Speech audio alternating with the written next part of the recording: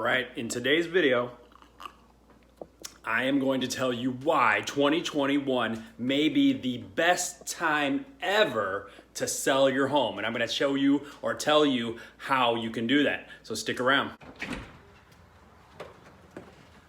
The 2021 sellers market is crazy. This may be the year that is the best time ever for you to sell your home. It is crazy out there. Houses are selling dramatically higher than they were 2 or 3 years ago. Last year was hot, but this year is hot in most parts of the country. I'm in northern Indiana, and it is definitely low inventory in a seller's market. The reason that is, let me grab the camera because I'm going to actually try to do this video while I'm on my hoverboard. So we'll see how that goes. New construction's up 25%, so that is kind of clogging up the market. There's a lot of people that are not moving up to new construction, so that locks that up. COVID hit, and a lot of people are just kind of staying at home and enjoying their backyard, doing the schooling from home. They're not sure what's going to happen with schooling, so they're kind of locked into their house.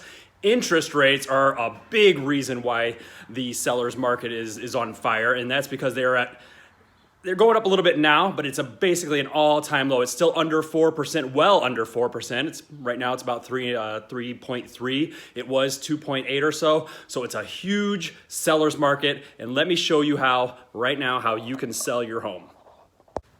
All right, it's a beautiful spring. Well, it's still beginning of March, but it's a beautiful, beautiful day. It's probably 50 degrees out here in northern Indiana, which is awesome for this time of year. I haven't turned this thing on in a year, so it looks like the battery's still charged, so let's give it a spin.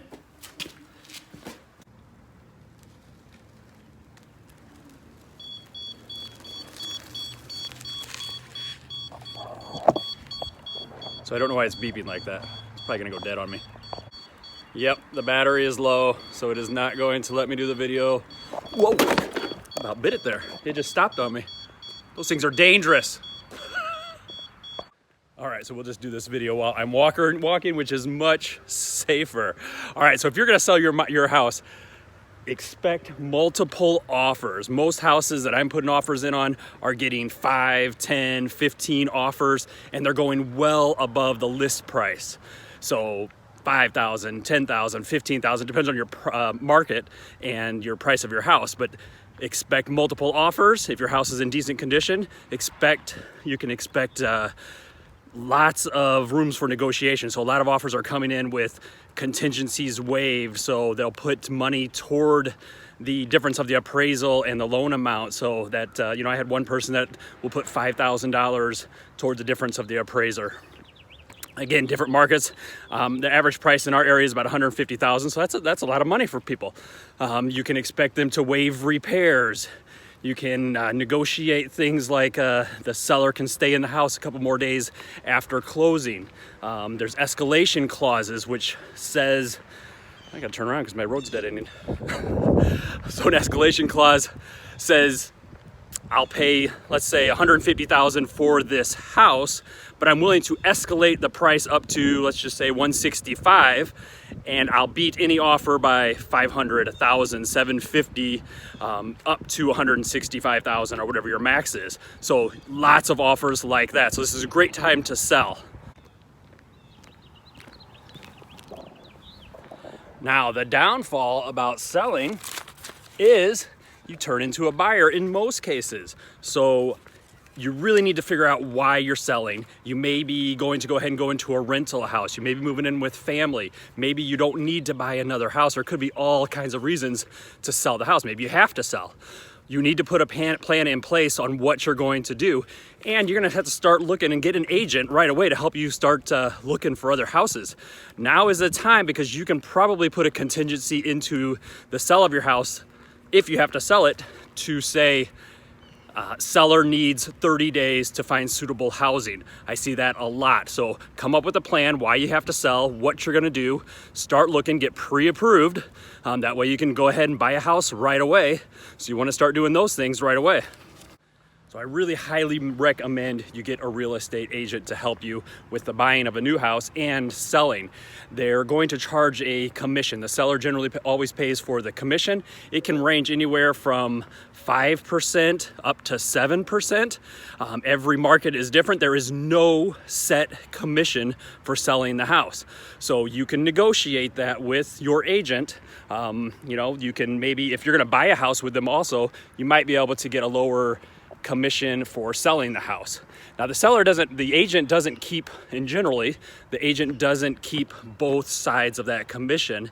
There'll be an agent that is bringing in the buyer, so they'll probably get half of that commission. Sometimes, let's say it's a 6% commission. Sometimes the agent will keep, that selling will keep a little bit more. The buying agent will be a little bit less, but that can all be negotiated. But generally it's split between both agents. Now recently, there's been companies that they call iBuyers out there. So there's lots of them. I'm not gonna name which companies they are, but they'll offer you a dramatically lower price for your home than you could probably get on the market. You'd have to be pretty desperate in this market to use the iBuyer program. But let's say you're selling your house for $100,000, they might offer you $60,000 because they're gonna turn around and sell that for a profit. In today's market, I would definitely not recommend that. Go with an agent, list it. You'll probably, if you use an agent, you'll probably get tons of showings. You're gonna get multiple offers. You're gonna get lots of terms. So I really recommend you using an agent in your area. Figure since I'm out here, I might as well bring the trash out. So now what an agent can really help you with is to get your house prepared to sell it, because you want it to be in the best condition you can put it in. Even though it's a seller's market, you still want to have professional photos. I would always recommend having professional photos. I see listings all the time on the MLS that have fuzzy photos, toilet seats up, laundry all over in the background. I've seen people in robes through the mirrors, all kinds of crazy stuff. So have professional photos. Start decluttering.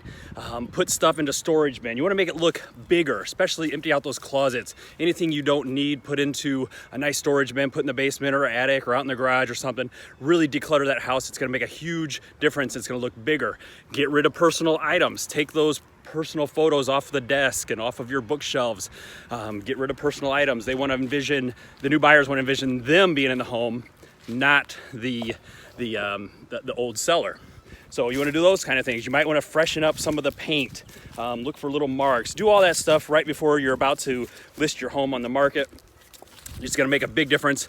I had somebody that put $1,500 into new paint. They painted the gray and the white, all that stuff that's real popular right now.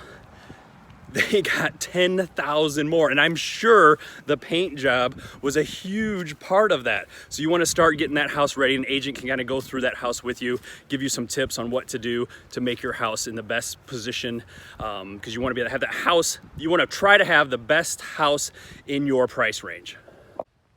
Now, once you sign a contract with the selling agent, it'll normally be, it can be whatever you negotiate, generally 60 days, maybe 90 days, 6 months, depends on the price point of the house, and maybe it's land, whatever it is. You're gonna have a contract that has an expiration date. They're going to put a lockbox on your door.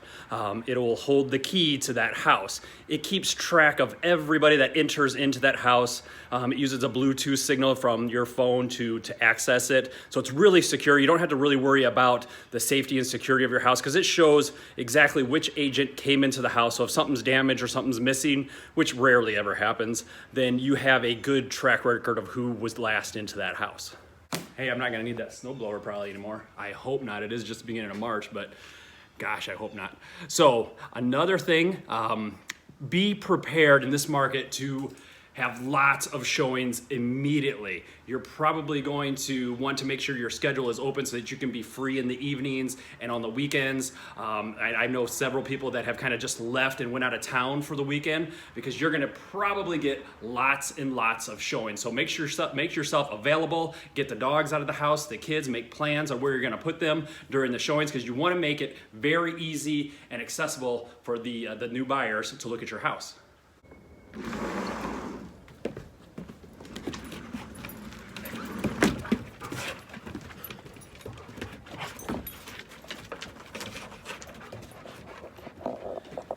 That one there is named Milo. He's a bully. He bullies the 8-year-old Ollie. He's only like 3 years old. Now let's say you are trying to sell this house by yourself, which you probably could in this market, but you're going to get tons of showings, which an agent can help organize all that. And hopefully you're going to get multiple offers, maybe 5 offers, maybe 15 offers. Could be a huge amount of offers depending on your market. An agent can help you organize that. What the agent will do is he'll collect all those offers. He'll look through, and by law, the agent has to present all offers to the seller. So he's going to organize all those offers. He's going to look at the contingencies, explain the differences of each offer. It could be a conventional, it could be a VA, it could be a cash offer, could be FHA. There's all kinds of different ways, USDA. So anyways, they're going to organize those for you and present them to you in the easiest way. They should do a net sheet of each offer as well, which shows you exactly what you're going to walk away with at closing.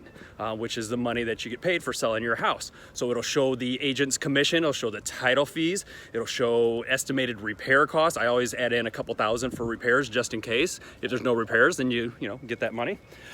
It'll also show you, you can ask the agent to put in your mortgage amount if you have one, and they can deduct it from that. So this way the agent can kind of present exactly what you're gonna walk away with for you to make the most educated decision on which offer you want to take. Now there's lots of times where buyers will put in buyer's letters also.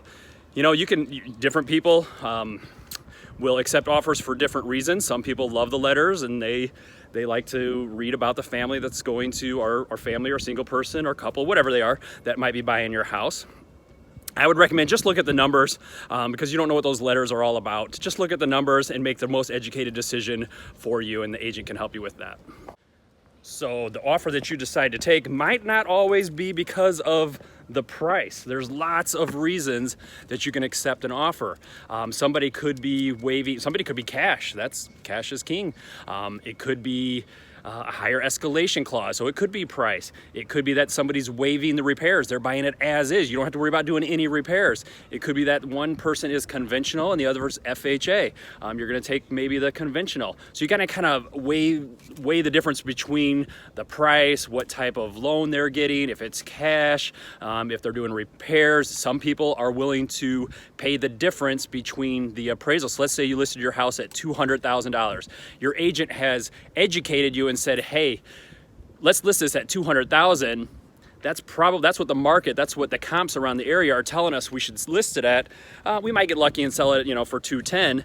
But let's say you get an offer for $250,000, way above what the other comps. There's going to be an appraiser who is hired by the bank that will come in and tell you what they feel is what the house is worth. So if it's $250, the appraiser might come back and say, no way, this house isn't worth $250. This house is worth, let's say $210,000, $250,000, because the market's a little bit hotter. Now, some people are putting offers in that say, all right, I will pay the difference between the appraiser and what my bank will give me a loan for. So that could be $35,000, it could be $5,000, whatever it is, they can pitch in and pay a little bit more. So that's really a big deal right now. So you want to think about that, and the agent can help you with all of that too.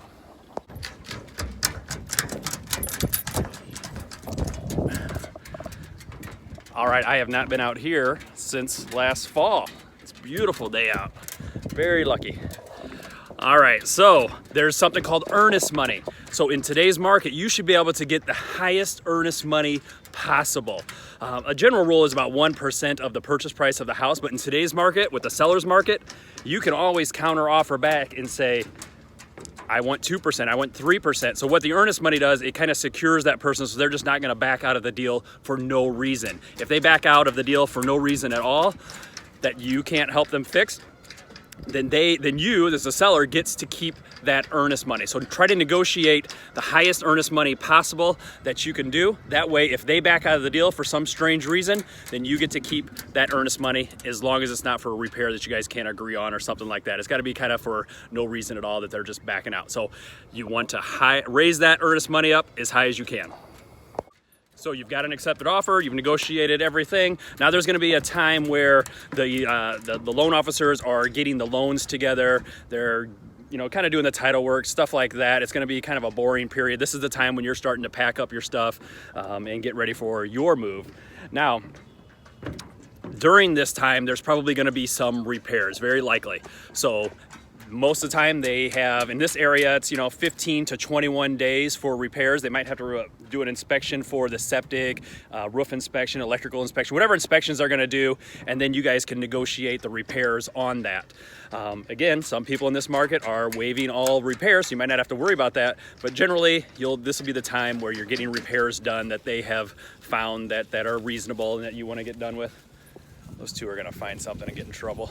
Who knows what's out here after all this long winter.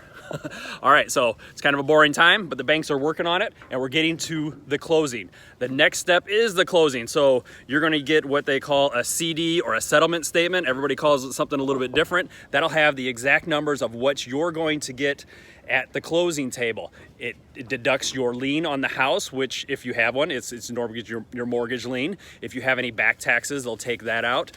It will prorate the taxes for the year, so you're gonna have to pay the taxes up to the point that you sold the house. If you're in an HOA, it could have some HOA fees, again, that are prorated. It'll have the real estate agent's fees for both sides. It's, you know, could have some admin fees. It'll have, you know, some title fees, but generally, you're gonna get that CD about 1 to 2 days before the closing. The seller will bring a certified check to the closing. Sometimes if it's a large enough amount, here in Indiana, if it's above $10,000, then they have to wire it. So that'll be sent to the title company and you'll be ready to close. Now the buyer has a lot more forms to fill out than the seller because they're applying for the loan or signing all those documents for the loan and all that stuff. The seller is basically just signing to transfer the title over to the new buyer. So, you know, generally sellers here, we use a title agency. Lots of states use lawyers. They'll close at the law office. Oh, great. My dog's running. He's running in the neighbor's yard. Look at him. Just look at him. All right. Well, now he is in the neighbor's yard. You see him up there? Milo. Milo, come here. Ollie, you're a good boy. You know not to run. Milo, there he is. Stay out of the neighbor's house. They just bought that house. They don't want you crapping all over it. Come here. All right, come here, Milo. All right, we're gonna wrap this up because they're gonna have thorns in their stinking hair and everything. This was not a great idea to come down here. All right, so that's basically it. So you're going to get the closing statement, you're gonna sign the papers, you're gonna bring your keys to the closing, garage door openers, make sure the house is all cleaned out, you're gonna turn off your utilities, and you're gonna get your check. Hopefully you have a check. In most cases, you're gonna have a check. So that's a good day. So, all right, if you enjoyed this video, go ahead and subscribe, share with your friends, all that stuff. We'll see you on the next one. Look at this. That was not a great idea going down by the river. Look at all the burrs around his eyes. I gotta go and cut out and pull out now. Stinking dog. Look at him. He's a bully. He's a bully. He's a bully.